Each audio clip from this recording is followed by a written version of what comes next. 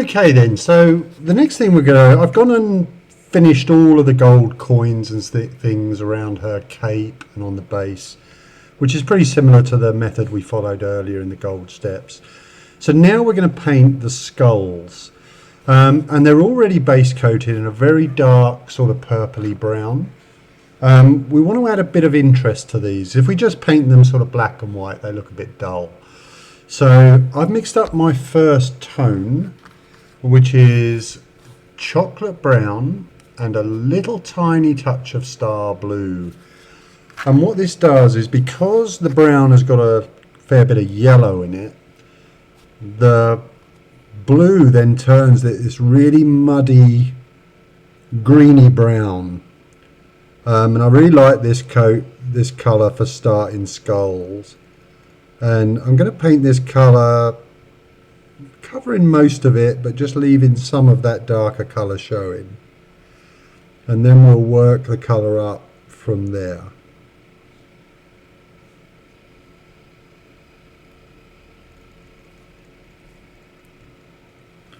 And as you can see, this is just very loose, and I'm trying to put most of the paint where the light would be coming from, which is from above here.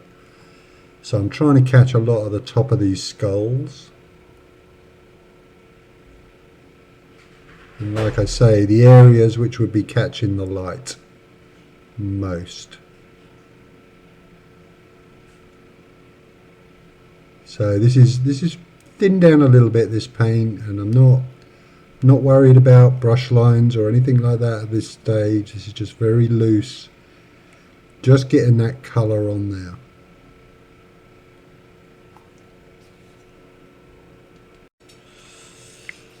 Okay then, so they're all blocked in. So for the first main highlight, I've added buff into the previous mix, and this is going to be a little bit stark because it's a lot lighter.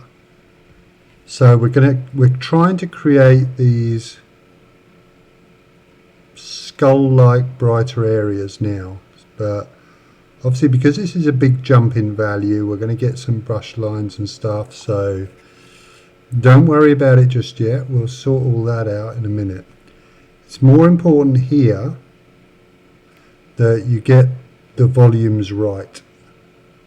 So as you can see here, I'm painting the bits that are going to be mainly focused in the light.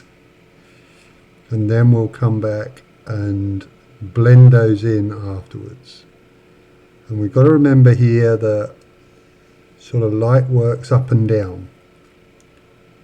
So as light falls, it will dissipate. So the light at the top of an object generally will be lighter. So we use that to our advantage in miniature painting, where we can create things that look more dynamic and more readable.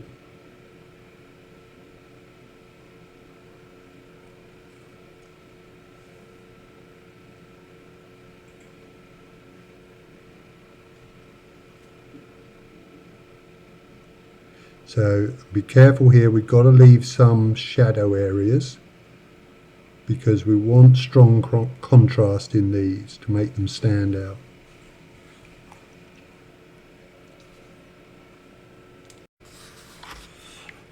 Alright then, so I've got all those main colours blocked in now. So what I've done is mixed that mix we've just used with the previous mix, and we're going to do a little bit of blending. So this is like, the tone is like in between the two, and we're literally just going to brush sort of around the edges of what we painted, a little bit of stippling, a little bit of glazing, just to create that gradient.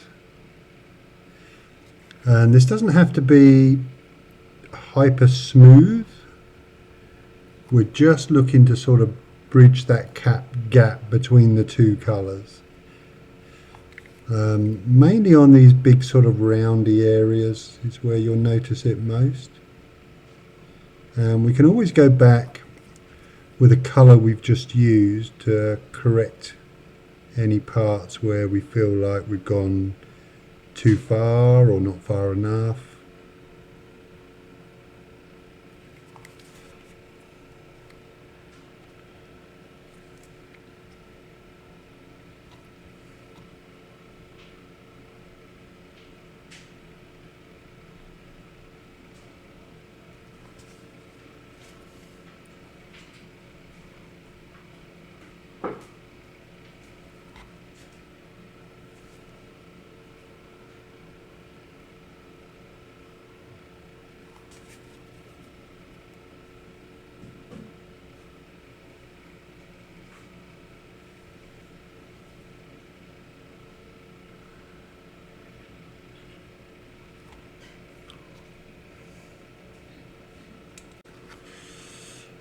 Okay, so I've gone around and blended all of those in now. So they still look a bit monotone, which skulls do a bit. And at the moment, it looks like just one big highlight.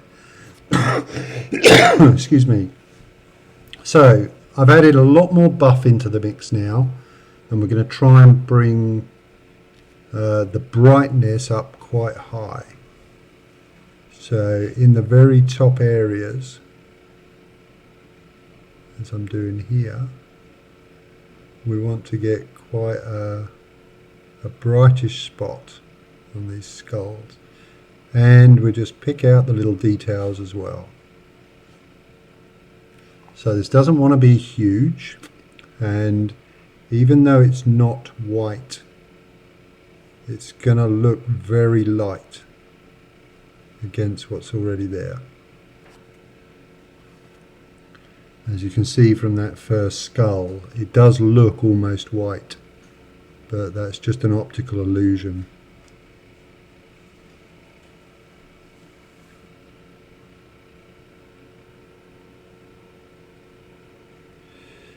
And the important thing to remember is when you're painting something like this, always try and paint the volumes. Alright, so obviously the skull is partly cylindrical, so we're trying to maintain those round highlights. And other areas which are not round, we try and do the same thing.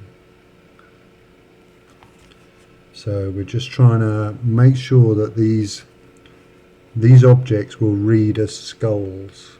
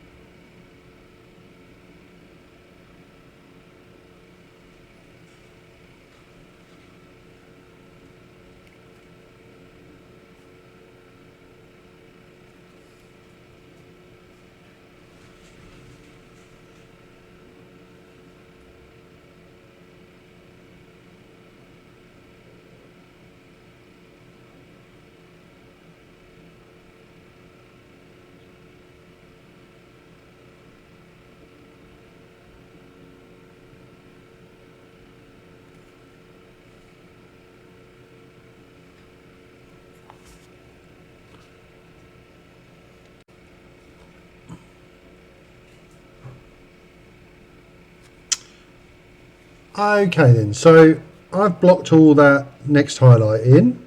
So we're just going to do what we did before, and I've just mixed some of the previous colour in. And we're just going to do a little bit of blending over some of this. And it's going to be mainly with stippling, a little bit of glazing. But this is thinned down this layer, so we're just trying to filter out the harsh edges. On here, anywhere we see any.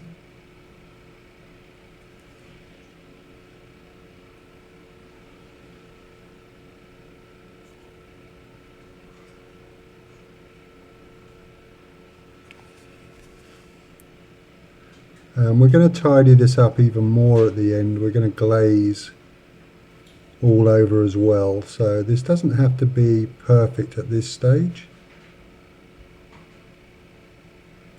We just want it pretty smooth. And like I said, we're going to be coming in afterwards and just putting a couple of little glazes all over. which really help to, it homogenizes everything, pulls everything a little bit closer together, and it decreases all those brush strokes. So I don't worry too much at this stage, because I know we're going to do some sort of fixing stuff later.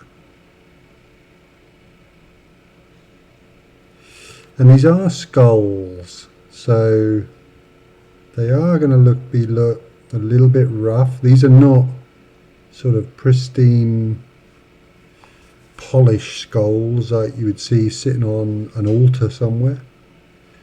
These are, you know, roughly thrown on the ground, so they're not going to be hyper smooth. They're going to have a little bit of damage, you know, dirty, rough. So don't worry too much. Okay, so I've gone and tidied that up with a little bit of blending. So the final thing now is I'm going to put one more little highlight on, because I just want that sort of pop colour that's just going to give it that little bit of bling sort of thing, but not in a metallic way. So this is virtually pure buff, and we just want to get this in a couple of little areas.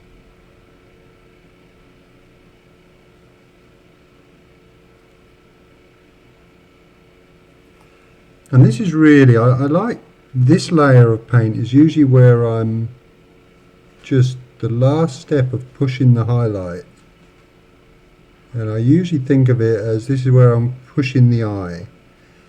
This is where you want the viewer to look. So this sort of last little bit can be thought of as that.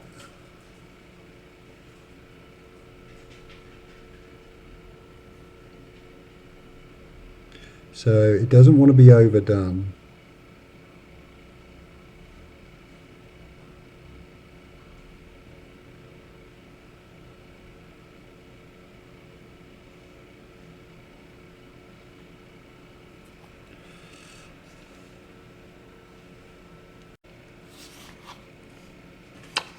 Okay, so they're all sorted now. And the last step is I've mixed up a very, very thin glaze here, which is the last highlight colour and a little bit of the previous colour, and you can see how thin it is there. There's really not much paint there at all, but we're just going to glaze over this now as that final little smoothing step. And all I do is I load the brush and then wipe most of it off, so there's very little on the brush, and we just want to, I'm pushing the paint into the highlight areas, so we want to try and keep that lighter effect in the lighter areas. We don't want to suddenly have these splodges of light paint in the shadowy areas. So we're just going to go all over these areas. So that last highlight I put on, I'm pushing the paint towards that, but I'm pushing it from the sort of edge of the shadowy area. So I'm covering all those layers of paint that we put on and trying to smooth them all as one go.